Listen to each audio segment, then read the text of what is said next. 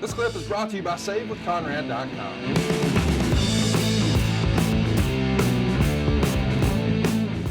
Yeah, he's one of the best of all time. Let's talk about 97, though. After this walkout and he's saying he's going to quit, he's disconnected his home phone, so nobody can even reach him.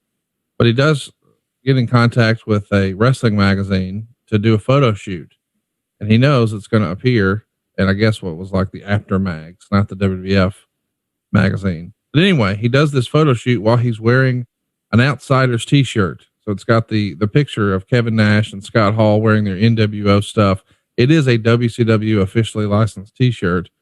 And I think he did this just to piss off Vince McMahon and get people stirred up. And I don't know, man. It's weird to get into the brain here of Shawn Michaels and figure out what in the world is going on. Ultimately, he does wind up coming back. We know he's going to miss several events, and he's going to come back in San Antonio on July 14th. And it's announced that on the 21st, he'll be the special guest referee for the SummerSlam world title match between Bret and The Undertaker. How did Vince get Shawn back on board? Communication as best you could. You know, he goes through phases. Shawn did. I think just they were able to talk through it, Conrad. That was ongoing. It's just a continuation of another chat and another chat. But I think it's just a matter of communication. I don't think he gave him a bonus or give more money or promise of another this or that. I just think that, you know, you're missing some of the greatest times of your life as a worker. This is what you wanted to do since you were a kid. Since Jose broke you in and trained you, this is what you've been wanting. And so now it's here. Why aren't you rising up and accepting the challenge? Which speaks to the whole big picture story anyway. Right. Pressure, insecurity.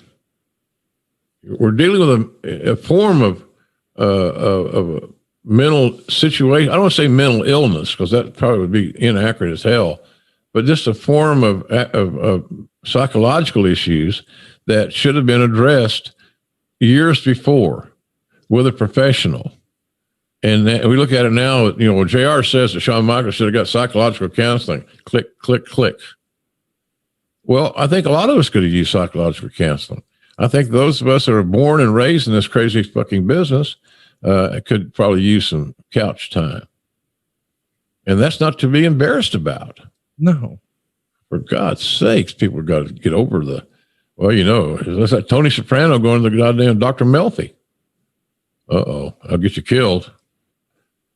You know, so I don't know. I just think that he had some latent, ongoing psychological issues that could have been easily addressed and solved if they had been put on the radar and addressed.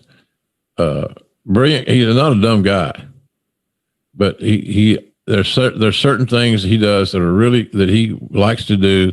And there are certain situations that you don't want to put him in. And I think being the number one leader in the company gave him more pressure than he bargained for. And he never got comfortable in that role totally. That's why he leaned on Hunter so much and Kevin Nash so much. He had his big buddies that could lead him along and help him out. He was not the lead mule in that group. I mentioned that before. He was the best worker by far. But he wasn't the leader of any group that he was in.